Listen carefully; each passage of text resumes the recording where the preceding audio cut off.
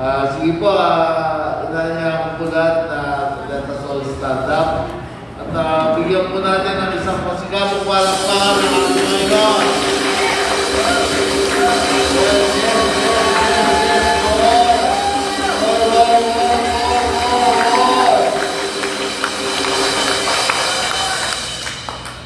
So nakita niyo po, napakaganda ng sikat ng araw. Diba?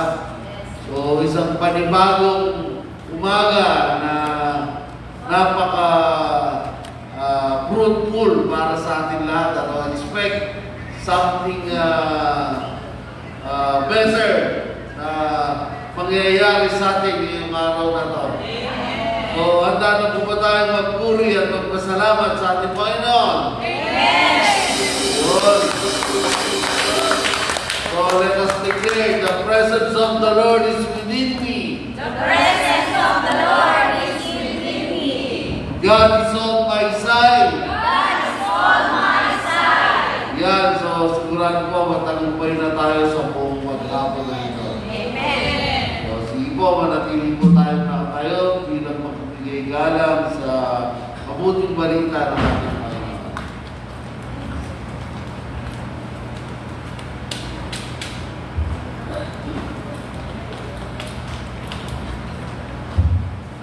Magandang umaga po sa inyong lahat at sa ating Panginoon po.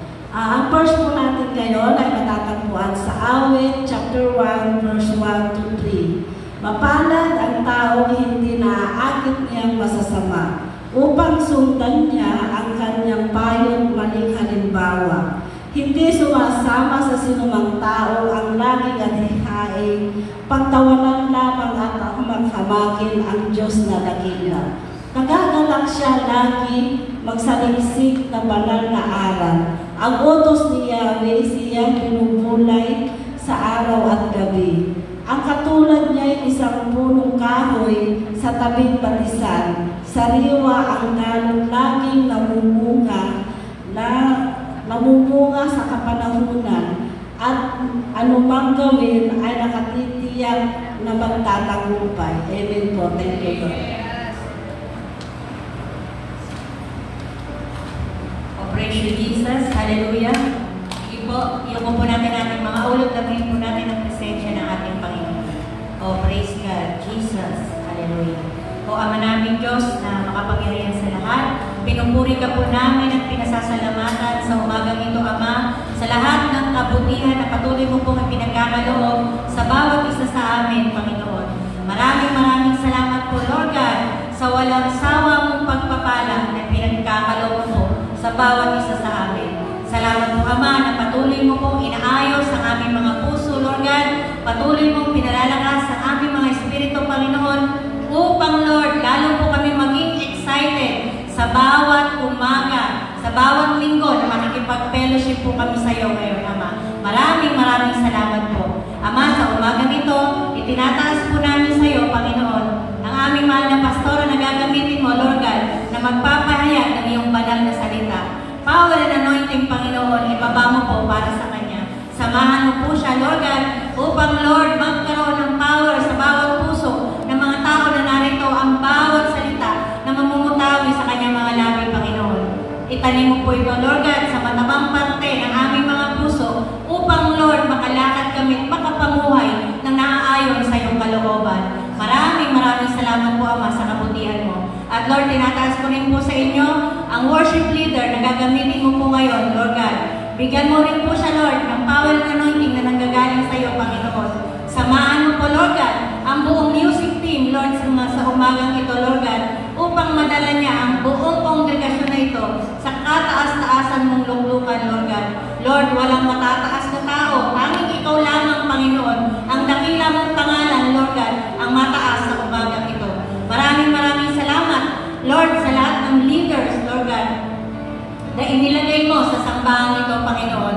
Salamat, Lord God, dahil pinili mo kami, Lord Jesus. At alam namin, Panginoon, na nang pinili mo kami, hindi ka nagkamali, Lord God. At Lord, alam namin, Lord Jesus, na marami kang gagawing magagandang bagay sa bawat isa sa amin. At lahat ng miyembro ng iyong sambahan, JFRCC, Lord God, itataas mo, Panginoon, ang antas ng aming pamumuhay, Lord God.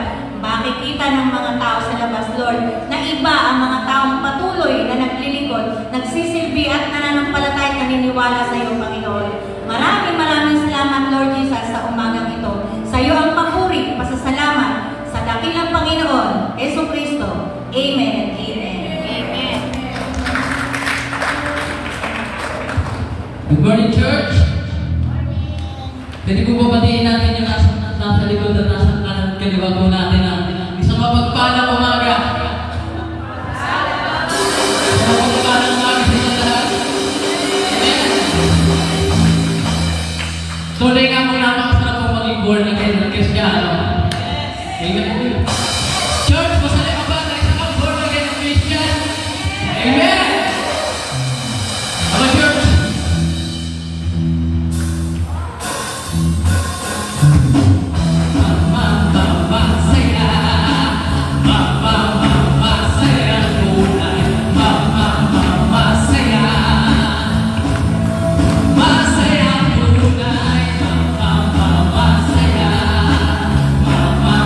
Masaya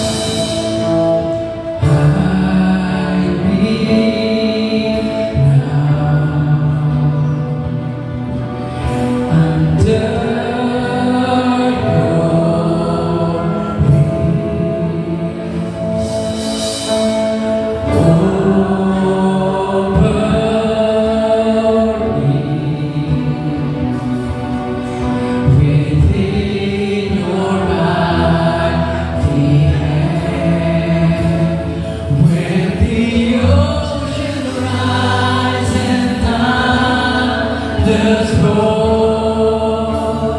I will soar with you above the storm.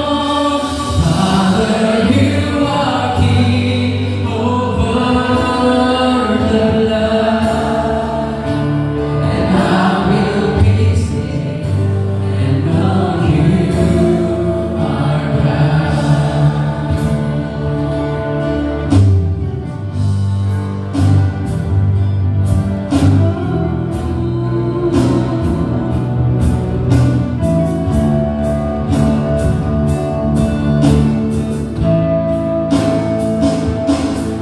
Find rest, my soul,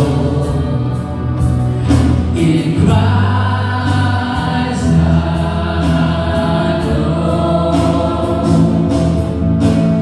No is found in quietness and trust. When the ocean rises and thunders roll, I will soar with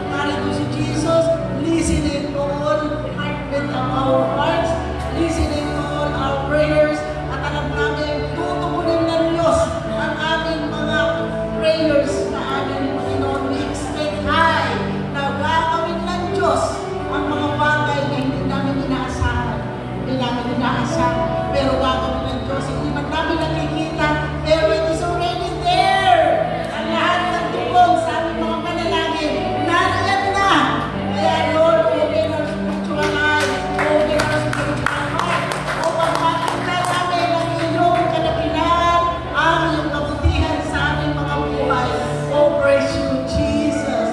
Purihin ka, Panginoon, sa sambahan nito. Ikaw lang ang aming Master, ang aming Lord, ang aming King in this church. Panginoon, ikaw ang may-ari nito. Pinagamit mo lang kami, Panginoon, ang inyong mga anak. Oh, we give you praise, Father God. Thank you for the faithful servants na narito ngayon. Oh, sa iyo lamang ang kapurihan at kaluguran. Niluguran namin maraming pangalan. Thank you, dear God. We give you praise. In Jesus' mighty name we pray. Amen. Thank you, Joseph.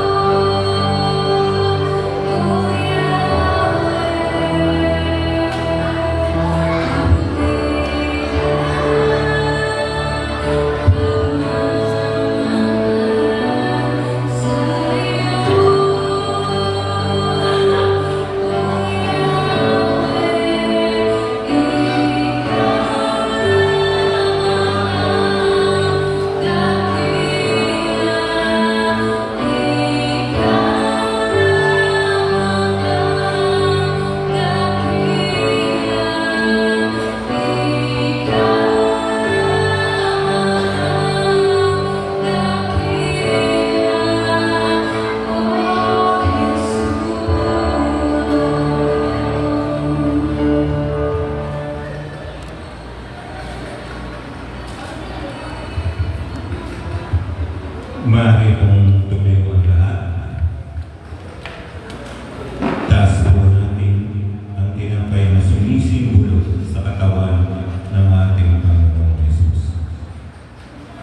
Sapagkat tinanggap ko sa Panginoon ang ibinibigay ko naman sa inyo. Ang Panginoong Jesus, nung gabing siya ay pagkalulog, ay dumampot ng tinapay, at nang siya ay magpagpasalamat, ay kaniyang pinagputol-putol at sinabi, ito ang aking katawan na pinagputol-putol dahil sa inyo. Gawin ninyo ito bilang pag-alaala sa akin. Sama-sama po tayong manalangin. Dakilang Ama na nasa langit, dalangin ko po sa oras na ito, napakalinisin po ang aming mga puso. Bago po kami tumanggap ng katawan at dugo ng Panginoong Hesus, linisin po ang aming mga puso at isipan. Ang katawan ng Panginoong Hesus na inalay sa krus ng Kalbaryo. Ang tumanggap ng lahat ng sakit at dusa, pag-alura, paghampas ng latigaw, pagtarat sa kanyang dakilan upang upang bumugo ang dugo sa kanyang kaibigan. Dahil sa dakilang sakripisyo ng aming Panginoong Yesus, kami nakatanggap ng kagalingan sa aming mga karamdamang espiritual at karamdamang pisikal. Dalangin ko po sa oras na ito, Panginoong Yesus, nawa po hipuin mo ang mga kapatiran namin na may karamdaman. Wala man po sila sa pagtitipong ito. Alam ko po, kita mo sila kung ano ang kailangan nila, ang kagalingan na nagbubuhat po sa inyo. Sapagkat kayo ang aming dakilang manggagamot. Wala na pong iba. Maraming salamat po, Panginoong Yesus, sa dakilang pagmamahal mo sa amin. Ito po ang samot dalangin namin sa pangalan ni Jesus. Amen.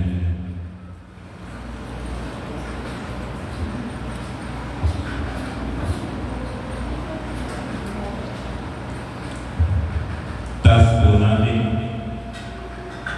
ang saro ng alak na sumisimbolo sa dugo ng ating Panginoong Yesus.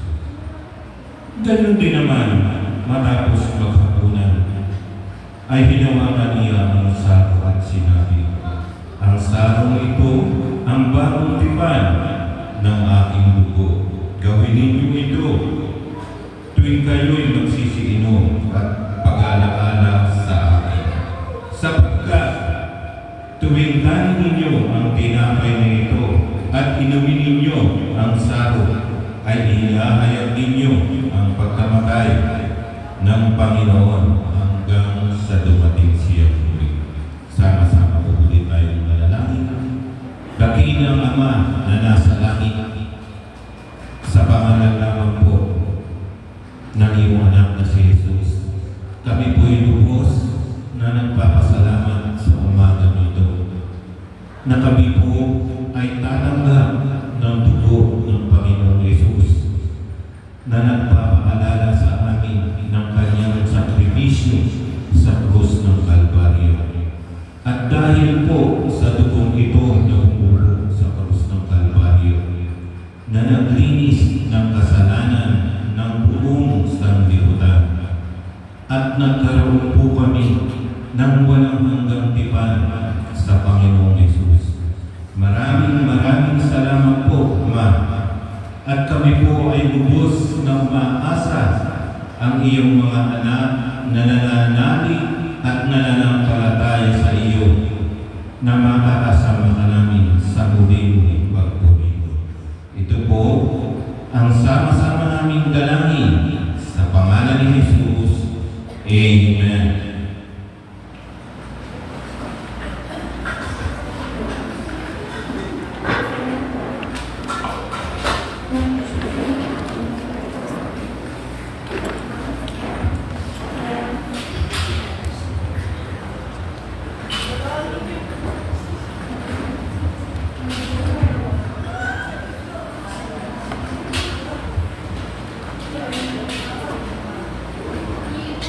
Ang mapagpapala po ng mga sa Ama. Ang mabuting balita po ay buwan sa aklat sa Santiago, kabanata 1, talata 6. Narito po ang sinasabi ng mga balita. Subalit ang hinihingi dapat manalig at huwag mag-alinlangan.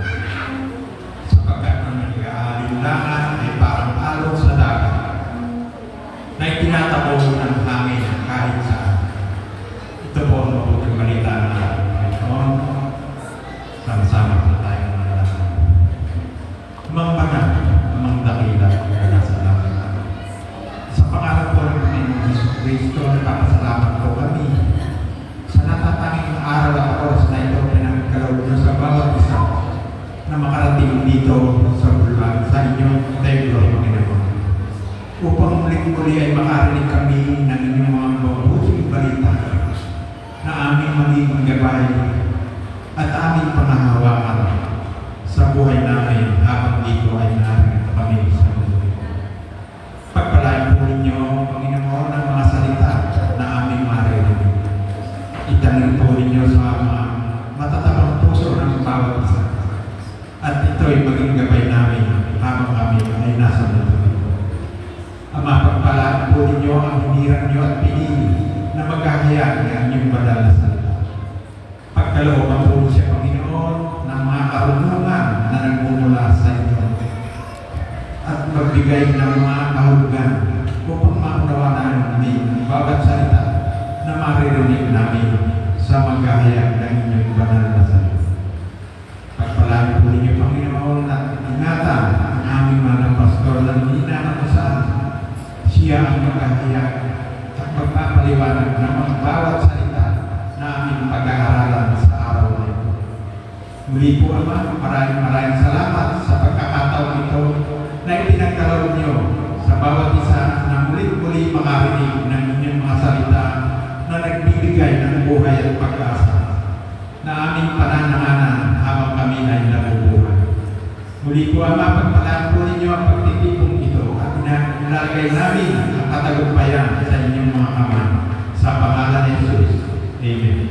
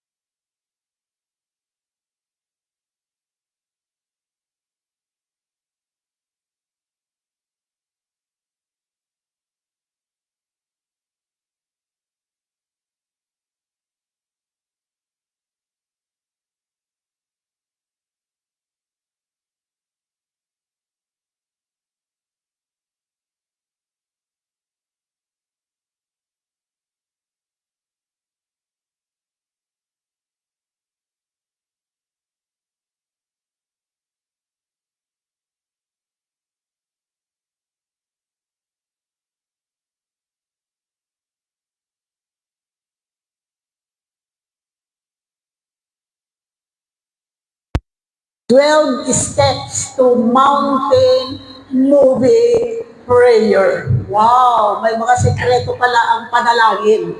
12 steps. Ulitin nga natin. 12 steps to mountain moving prayer. Biro mo yung ating pala mga prayer, it can move mountain. So ito may mga sekreto tayong gagawin dito na pag-uusapan natin ngayon. I hope I can finish this kasi 12 steps to. And ayokong magtagal tayo dahil si chairman, naku po, unang-una yan na nagtatime sa akin. Una po na dapat natin tandaan sa ating mountain moving prayer is decide what you want from God.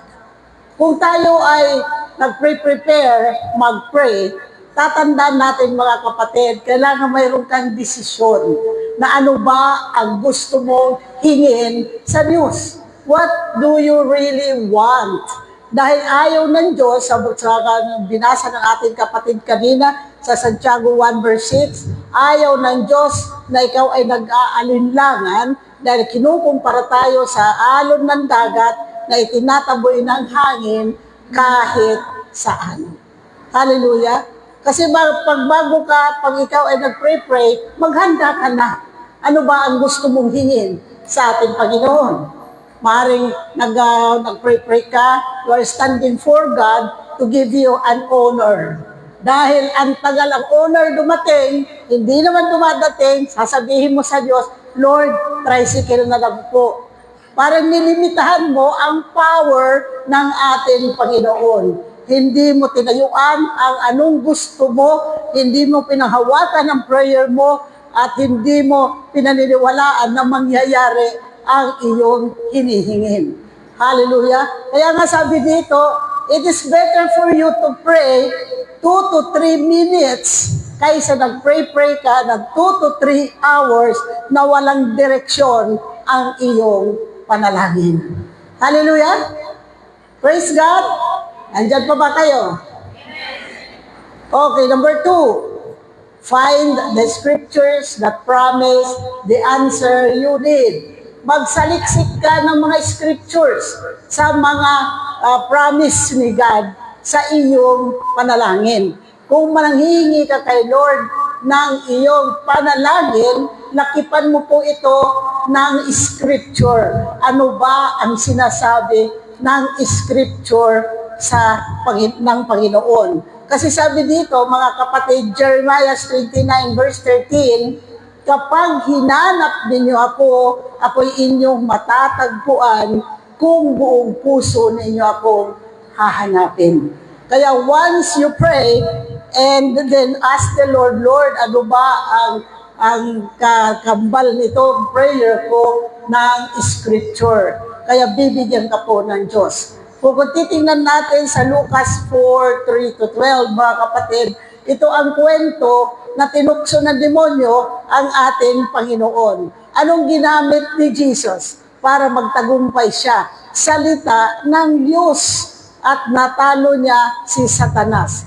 Pag ang salita ng Diyos, mga kapatid, deeply rooted sa ating mga puso, nakahanda tayo anytime sa atake ng kaaway.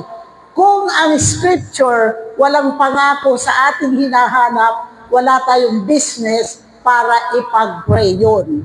Hindi natin magugustuhan ang isang bagay na ang word mismo nagsasabi na we should not have. Di ba?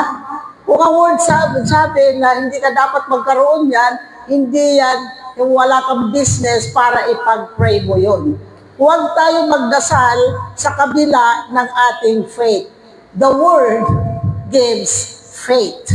Ang rason kung bakit ang tao hindi nagdadasal ay walang kumpiyansa o walang faith. Dahil hindi nila alam, mga kapatid, kung ang prayer ay nasa scripture at kung ito kalooban ng Diyos.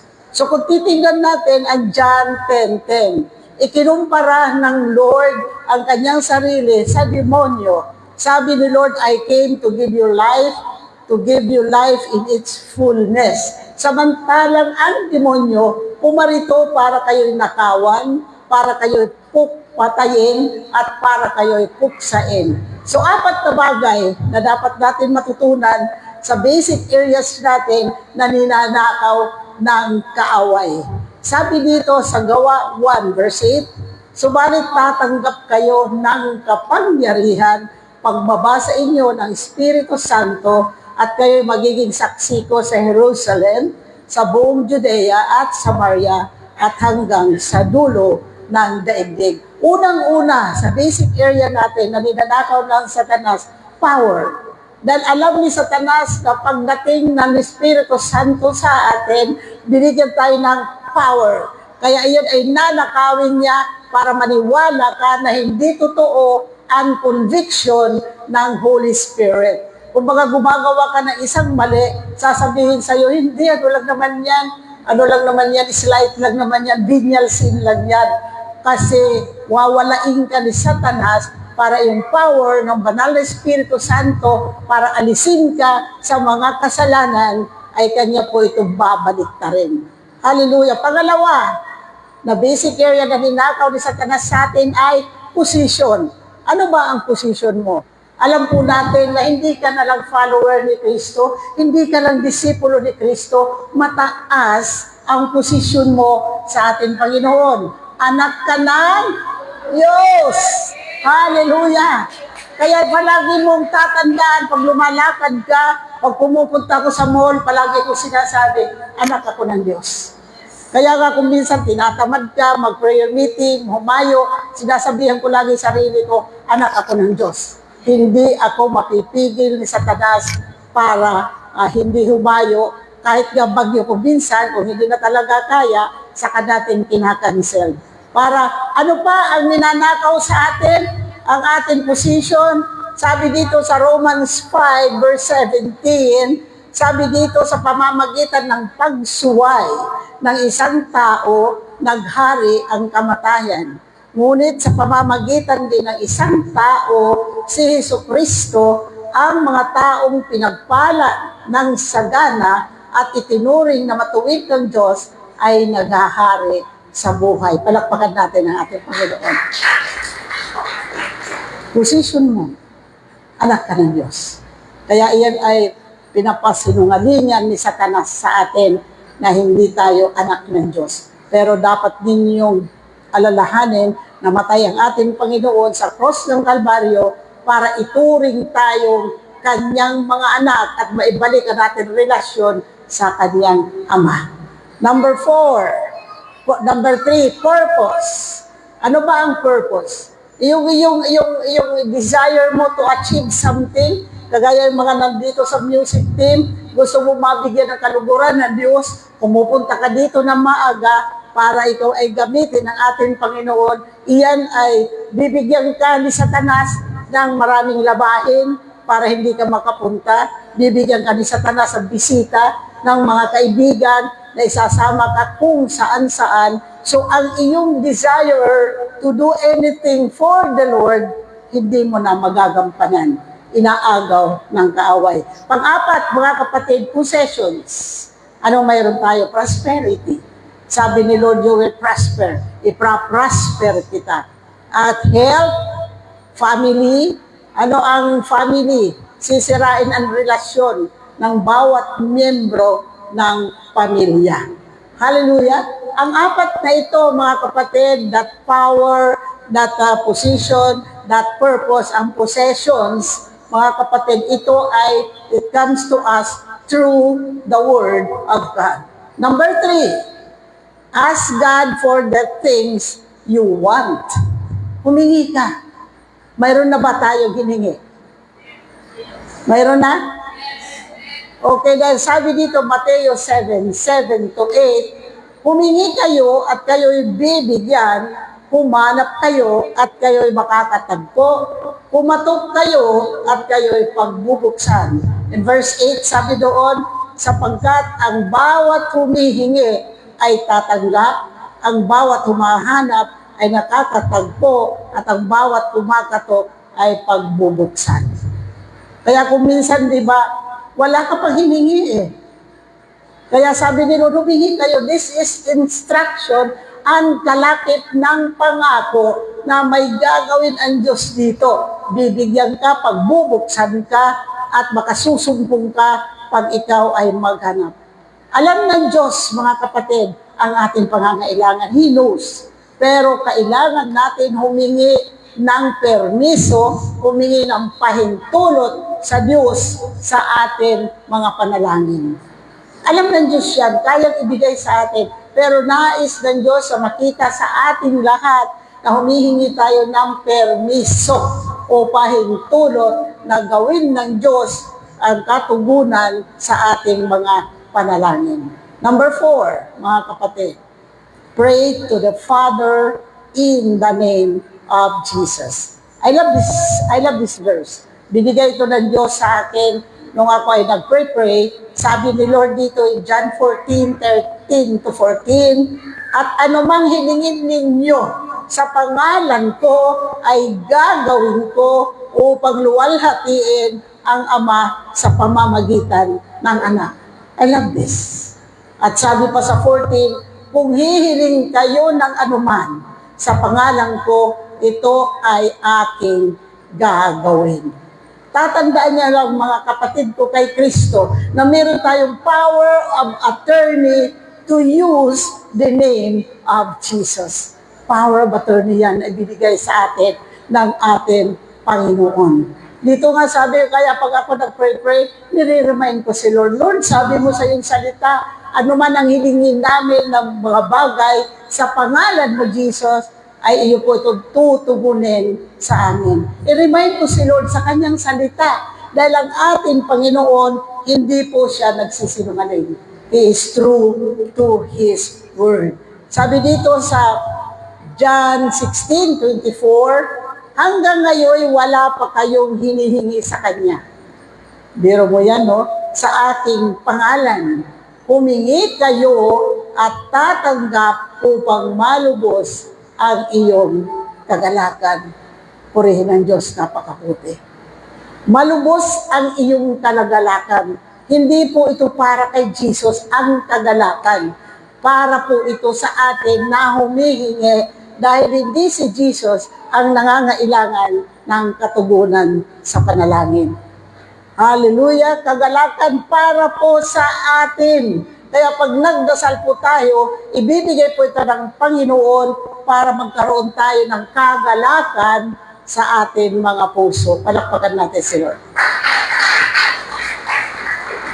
Okay, pag nag-pray po tayo, mga kapatid, huwag natin ibabalik sa Diyos na sinasabi, karamihan sinasabi, kung ito ay kalooban mo. Tandaan po natin, mga kapatid, lahat ng bagay na maganda, kalooban po ng Lord. Pag tayo ay nag-pray, hindi naman tayo mag-pray ng masama. Meron ba dito nag-pray na masama mangyari? Di ba wala? Puro kabutihan ng asawa, kabutihan ng pamilya, kabutihan ng mga anak, kabutihan ng mga manugang, kabutihan ng mga apo. Ang lahat po yan, mga kapatid, kalooban po yan ni Lord. Kaya huwag mo nang i-remind si Lord, Lord, kung ito ay kalooban mo, ibibigay mo. Ang gagawin na lang po natin, i-claim, idideklara na Lord, sinabi mo, pagpapalain mo ako. Lord, sinabi mo, yayaman ako. Lord, sinabi mo, lalakas ako. Gagawin yun ni Lord dahil iyon ang kalooban niya para sa ating lahat. Hallelujah! Purihin ang Diyos. Kaya dito, sabi dito, mga kapatid, number 5, believe, you receive. Kaya hindi mo pa man natatanggap ang iyong panalangin, maniwala ka na. Manampalataya ka na matatanggap mo na. Hindi mo pa man natatanggap, talagang i-vision mo sa iyong sarili na nangyayari na ang iyong pinanalangin. Ako naalala ko kasi yung mga bata nung maliliit, palagi ko yan nililihan, pupunta kayo ng Amerika, maliliit pa noon. Nag-aaral pa lang ng mga preparatory. Pupunta kayo ng Amerika.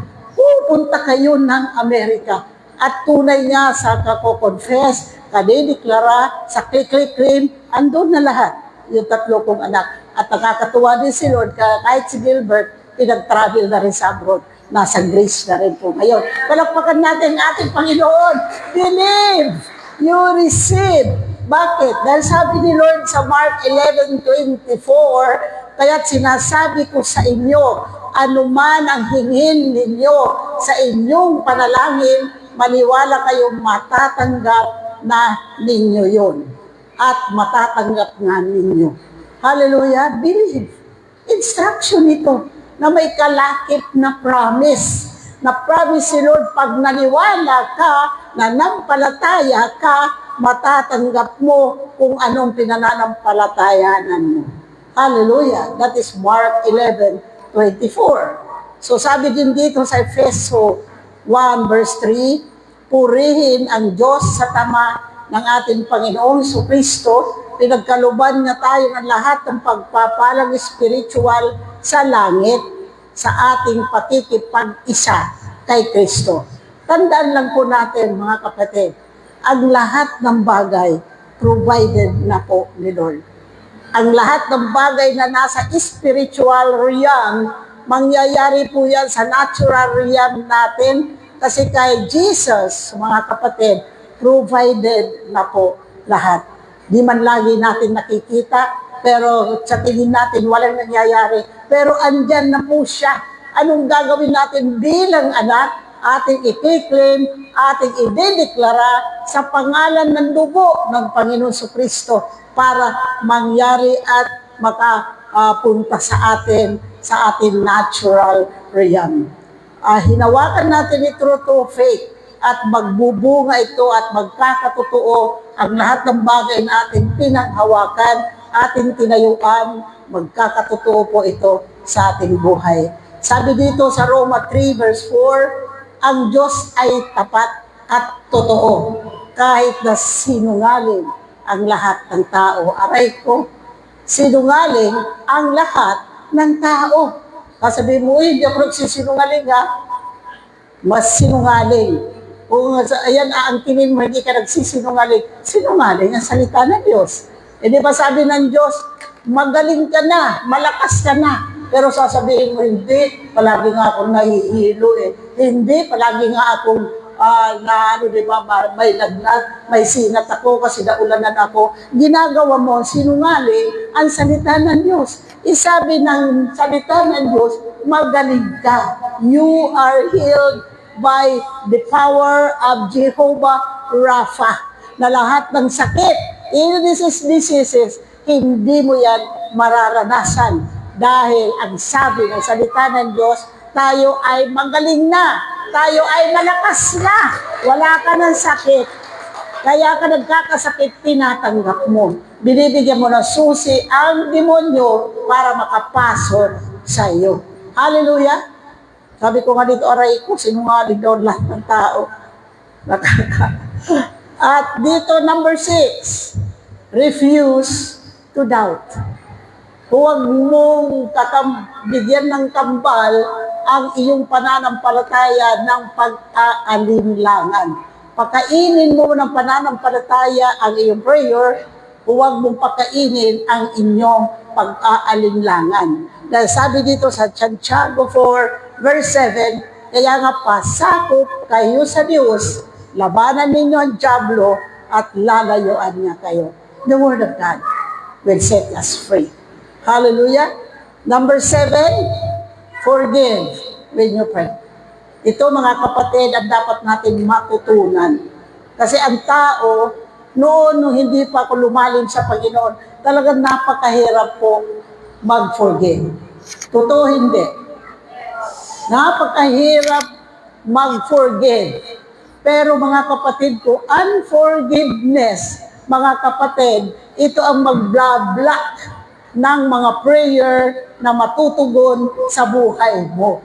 Ito ang magbibigay ng hadlang para ikaw ay matugunin sa iyong panalangin. Kasi sabi dito na Mark 11:25 to 26, kapag kayo'y tumayo upang manalangin, patawarin muna ninyo ang nagkasala sa inyo. Ano daw?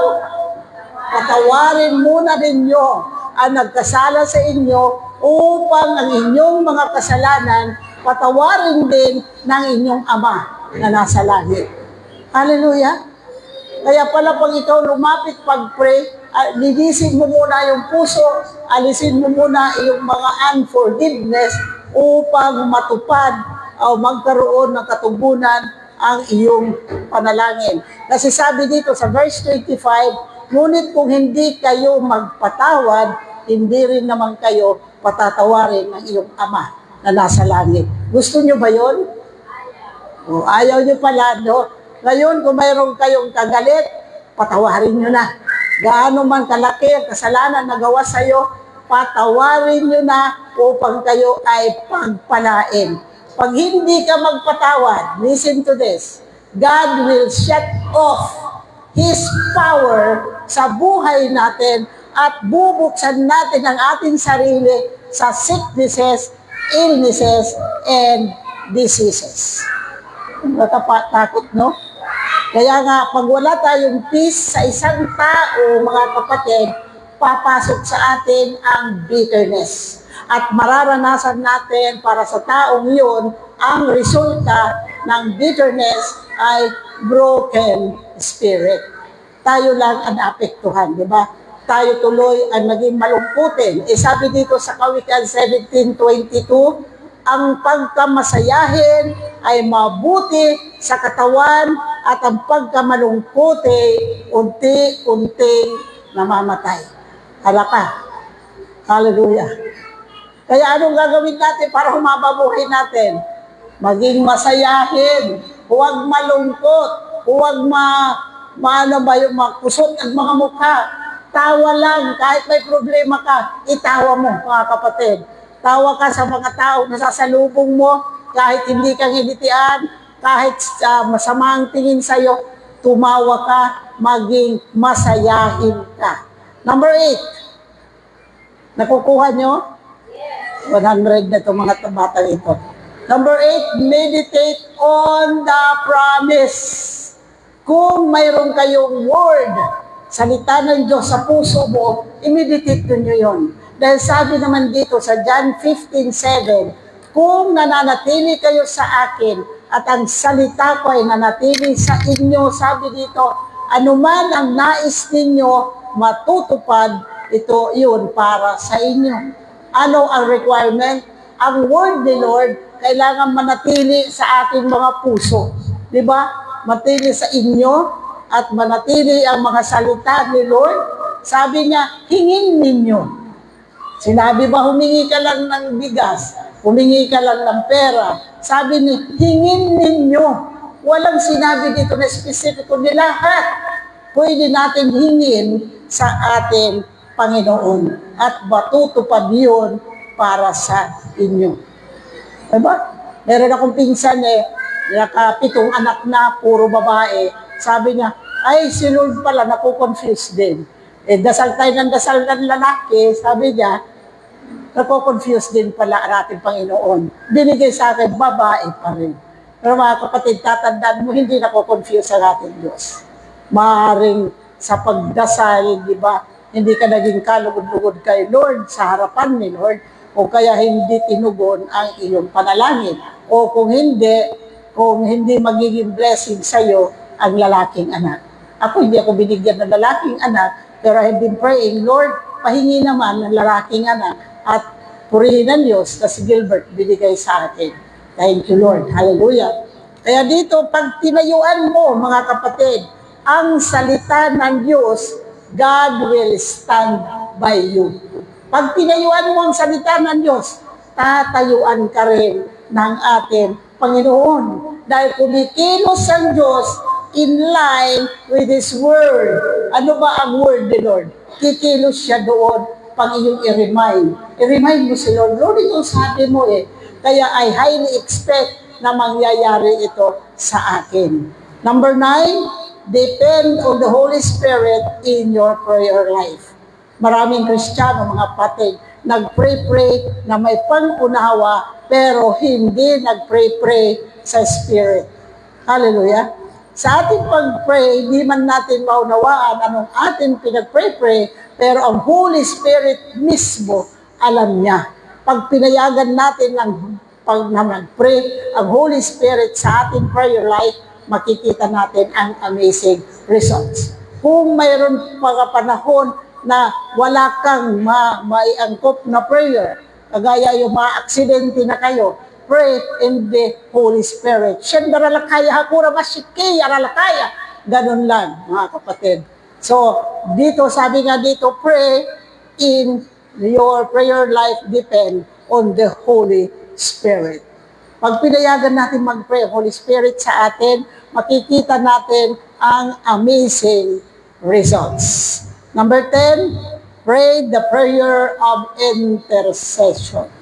Galatians 4:19, sabi dito, mga anak ko, dahil sa inyo'y minsan pa akong nagdaranas ng hirap, tulad ng babaeng nanganganak hanggang sa ganap na buo si Kristo sa inyo. Itong verse na ito, hindi po ito tinutukoy dito ang conversion. Ang tinutukoy dito na tayo ay ma-rebirth. Tayo mismo, mga follower ni Jesus, tayo mismo na mga anak ng Diyos, magkaroon tayo ng rebirth. Ma-born again tayo. Maiba na ang ating puso. Maiba na ang ating buhay. Mas nakikita na si Jesus sa atin. Praise God. Palakpakan natin ang ating Panginoon. Hallelujah. Sa totoo lang, itong aking nagluloko na ito. Mabuti umano doon sa charger ni Sister Perry. Number 11. Hallelujah, matatapos ko nga ito. Wala pang 30 minutes. Praise God. Hallelujah. Number 11. Edify yourself by praying in the Holy Spirit. Ano ba ibig sabihin ng edify? Pasiglahin mo. Kung paggising mo at wala kang ganang mag-pray, pasiglahin mo ang iyong prayer life. Shandaralakaya hadakura mashikiya haraka kura kira kiya kura nga. Ayan, pasiglahin mo ang puso mo. Ikaw ay magbigay ng prayer in the Holy Spirit. Kaya sabi sa 1 Corinthians 14:14, ang sariling pananampalataya ang pinapatibay na nagsasalita ng iba't ibang wika. Ngunit ang iglesia, pinapatibay naman na nagsasalita ng mensahe mula sa Diyos. Kaya nga binigyan tayo ng mga pastor sa church na ito dahil sila ang nagpapatibay ng mga salita ng mensahe mula sa Diyos. Ang pananampalataya naman, pinapatibay ito na nagsasalita sa iba't ibang wika. Hallelujah. Kaya nakakatuwa nga si Lord sa akin, nakakapagsalita ako in the Holy Spirit, pero hindi ko alam ang ibig sabihin. Mayroon ako sa Korea, nakatabi, nag-pray ko the Holy Spirit, siya dayakiya ko, yakurahan, nakura, mashikiya. Kinalabit ako, sabi niya, alam ko yung sinasabi mo sa prayer mo. Sabi ko, pinag-pray mo yung mga anak mo. Ay, tama nga. Mayroon kasi, marunong na papakinggan lang yung prayer mo in the Holy Spirit, nalalaman nila ang interpretation. Wala pa ako doon. Doon pa lang ako sa prayer in the Holy Spirit. Sabi dito, Filipos 4 verse 6, huwag kayong mabalisa tungkol sa anumang bagay. Sa halip, hingin ninyo sa Diyos ang lahat ng inyong kailangan sa pamamagitan ng panalangin may pasasalamat. Lahat ng inyong kailangan, hilingin ninyo sa Diyos. At ang iyong panalangin, lakipan nyo ito ng panalangin, may pasasalamat. Hindi pa nangyayari, magpapasalamat na kayo sa Diyos. Ako napakarami kong prayer. Pero nilalakipan ko, Lord, salamat po. Hindi pa dumadating bayaran ng aking kotse at bayaran ng aking doon sa bypass. Pero nag-pray na ako, Lord, sa iyo manggagaling ang provision dahil ikaw ang may-ari ng gold at silver sa mundong ito. Hallelujah! Kaya nga sabi dito, it is not good taste. Hindi maganda sa panlasa natin na ating hihingin sa Diyos ang paulit-ulit at parehong bagay. Palagi tayo paulit-ulit, pabalik-balik tayo sa prayer natin. Pagtapos mo na ipag-pray, tama na. I-remind mo na lang si Lord, Lord, kumusta po yung aking panalangin?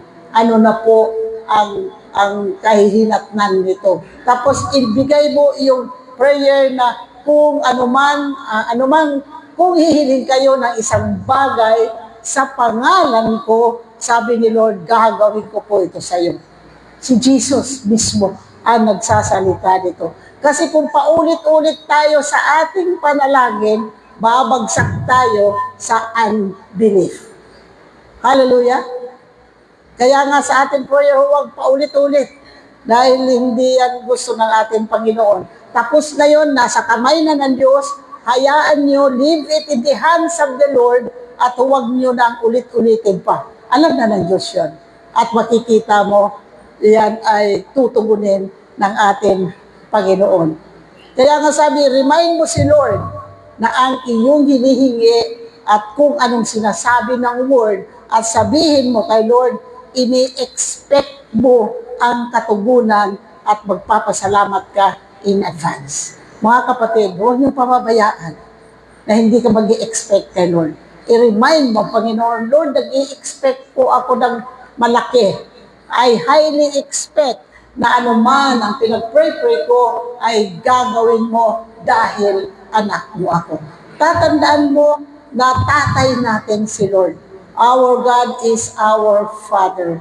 Kaya nga mga kapatid, huwag tayong tatanggap ng pagkatalo. Huwag tayong tatanggap ma-deny tayo. Dahil it is our redemptive right na magkaroon tayo kung anong pangako ng Diyos. Namatay ang Diyos sa cross. Kaya nagkaroon tayo ng redemptive right na magkaroon ng mga bagay na binayaran ng dugo ni Kristo. Binayaran niya ang kahirapan natin. Binayaran niya lahat ng mga sakit natin. Binayaran na yung ating mga kabigatan, yung ating mga wala tayong kapayapaan. Binayaran na ni Diyos ang kasaganahan sa pamilya, ang pagkakaisa, ang happiness, ang joy, at ang peace. Binayaran na po ito ng Panginoon. At because He died sa cross para sa atin, it is our redemptive right. Karapatan natin yan, mga kapatid. Kaya nga, huwag natin pababayaan na tayo ay ma-deny sa ating panalangin. Huwag natin pababayaan na failure tayo sa ating panalangin. I remember I have prayed 25 years. Imagine mo yan ha. 25 years, kaya natin? Kaya ko. I pray. Niluhod ko, iniyak ko, dinidipa ko, and then I remind ko si Lord tungkol sa kanyang word. At hindi ako pumayag na hindi tutugunin ng Diyos ang aking panalangin. Yan ang gusto ng ating Panginoon. Be persistent. Huwag tayong manawa sa ating panalangin. God is looking at our heart. At huwag tayong pabago-bago sa mga panalangin na sinasabi natin. Kung ikaw nag-iisip na bigyan ka ng tricycle, stand by the word of the Lord. Be rooted in the word na gagawin ng Diyos yan, tricycle na hinihingi mo. Ang problema lang, pag wala pa, bisikleta na lang, Lord, kasi matagal ang tricycle. Huwag niyong bibitiwan. Ano ba ang gusto niyo, di ba? Kaya ako nga gusto ko, pupunta ko ng US, Lord, sa 2027. Hindi ako ano ba yun? Ano ba yun? Nalimot ko. Hindi ako sa iba. Basta pupunta ko doon by 2027. Sabi nga sinabihan pa ko ni Gilbert, sige, hati kami ni Daddy para sa pamasahe mo. Sabi ko, no, hindi po. Mayroon akong Diyos na mayaman. Mayroon akong Diyos na mag-provide sa aking pangangailangan. Hindi ko kailangan ng asawa.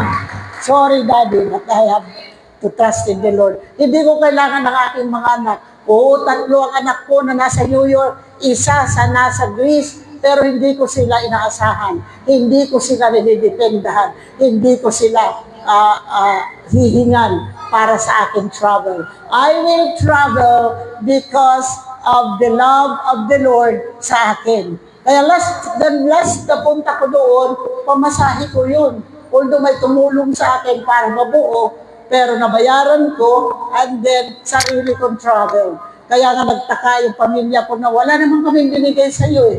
Oo, kasi ang nagbigay ito. Ang Diyos. Makapangyarihan ang Diyos. If you want millions, kaya niya ibigay yun. Pero tandaan mo lang, may mga requirements, mga kapatid. Sa ating mga panalangin, kailangan tayo ay tumugon sa kung ano ang ninanais ng ating Panginoon. Kaya nga tayo, mga kapatid, tanggapin by faith ang lahat ng ating pinananalangin na ito ay mangyayari by faith. Aywan ko lang sa inyo, pero ako hanggang ngayon, Maraming buwan na hindi ay tinutugon ng Lord. Pero hindi ko bibitiwan. Hindi ako papayag na hindi ako tugunin ng Diyos dahil anak ako ng Diyos at bilang tatay ko ang Diyos, ibibigay niya lahat ang aking pangangailangan. Oh, praise the Lord. Praise God. Okay? Dito naman atin i-review 12 steps to mountain moving prayer. Number 1, decide what you want from God. Number 2, find the scripture that promised the answer you need. Number 3, ask God for the things you want. Number 4, pray to the Father in the name of Jesus. Number 5, believe you receive. Number 6, refuse to doubt. Number 7, forgive when you pray. Number 8, meditate on the promise. Number 9, depend on the Holy Spirit in your prayer life. And number 10, pray the prayer of intercession. Ito, importante din po ito. Dahil hindi naman sarili lang natin ang pinag-pray natin. Diba? Nag-pray din tayo para sa ibang tao. Ako kasi pag nag-pray, mayroong binivision si Lord sa akin ng mga tao sa harapan ko. Kaya pinag-pray ko yan. Kasi I am asking God, Lord, ibigay mo po sa akin yung mga tao na dapat kong ipag-pray. Kaya sa unahin ko sarili ko, yung mga tao muna, yung mga kapatiran natin na nakikita nyo, kagaya yung nasa daan, ang mga na may nag-aaway, i-pray, intercede. Kasi iyon ang ating duty po, intercede for other people. Kaya nga dito, mga kapatid, atin ito gagawin, intercede for your husbands, intercede for your children, mga manugang, intercede.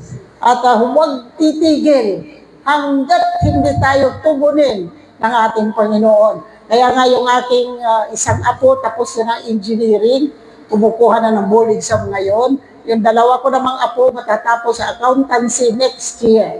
Kaya isang apo ko na lang, yung youngest, ang nag-aaral ngayon. Si Stephanie naman, yung eldest, tapos na ng human biology, at 2 years siya yun, nag-aaral ng nursing. Yan ay because dahil minamanifest ni Lord ang kanyang kabutihan dahil sa ating faithfulness sa ating Panginoon. Because you are here bilang parents, naman si Lord may extend ang kanyang mga kamay para pagpalain ang mga pamilya natin na alam natin na magkakaroon ng promotion and increase. Hindi pa babayaan ng Lord ang ating mga anak na malalayo po sa atin. Kaya nga dito mga kapatid, number 11, edify yourself by praying in the Holy Spirit. Number 12, give God the praise. Dahil alam natin, di ba, ang prayer starts with praise and ends with praise. Kaya nga dito, number 12, give God the praise. Purihin natin ang Panginoon. Hallelujah. Magandang tanghali po sa ating lahat. May natutunan tayo? Yun, mabuti naman. Kala ko, binibilisan ko na nga dahil nasabihin na naman ng husband ko, oy, nag-excess ka ng time mo. Hallelujah. Purihin ang Diyos, let us pray. Oh, we give you praise, Father God. Purihin ka aming Diyos sa manana ang pagkabuti mo na Lord nawa ma-instill sa mga puso ng mga nakarinig ang mga preachings mo ngayon, 12 steps to mountain moving prayer. Tulungan mo, Panginoon, na sa pag-pray nila, maitama ang mga prayers upang tugunin mo ang pangangailangan ng mga anak mo. Lord, marami kaming pangangailangan. Alam mo ito, kita mo ito, basa mo ang aming mga puso. Pero we believe, Lord God, kikilo sa kaming Diyos sa aming mga buhay at kami ay pagpapalain mo. Ano man ang mga troubles, ano man ang kabigatan na mga dinarama ng mga kapatid na narito, Panginoon, alam ko, ikaw din magplaplansya. Ikaw din ang magpapatag sa mga buhay namin. na hindi maayos. We just want to thank you, Father, for the grace. Ibang klase ka, Panginoon. Mahal na mahal mo po kami. And we give you praise, we give you glory. Thank you, Lord, in Jesus' mighty name we pray. Amen and amen. Hallelujah. Thank you, kapatid. Ang aking armor bearer. Bless po tayo. So, magpapatuloy po tayo sa pangalawang bahagi ng ating fellowship. Testimony of the ladies, sister.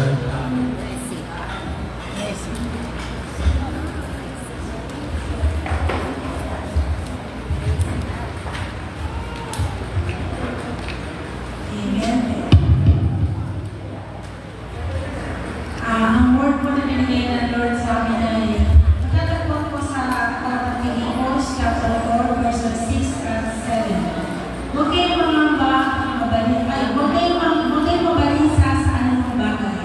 Sa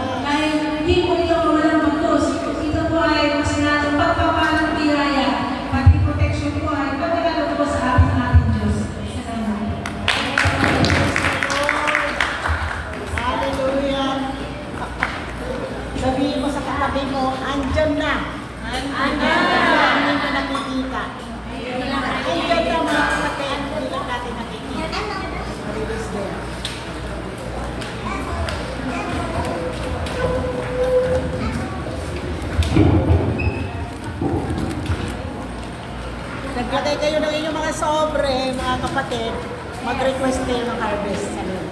Huwag lang basta-basta ilalagay yung nung wala kayo nire-request kayo sa ating Panginoon.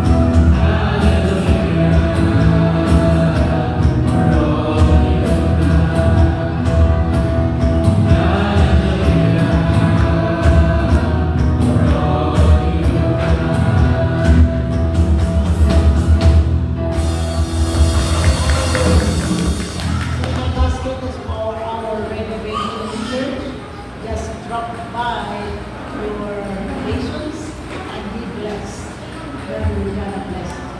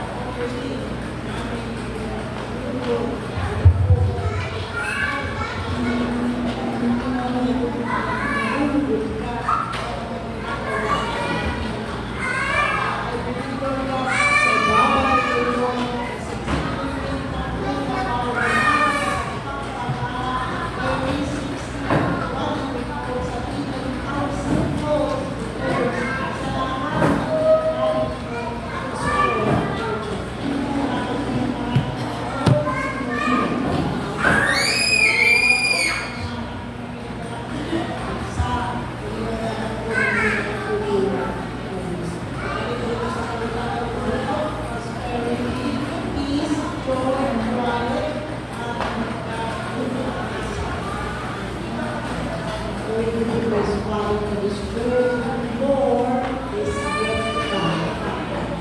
I am gracious with your wisdom. We thank you, Lord God. Jesus, hallelujah.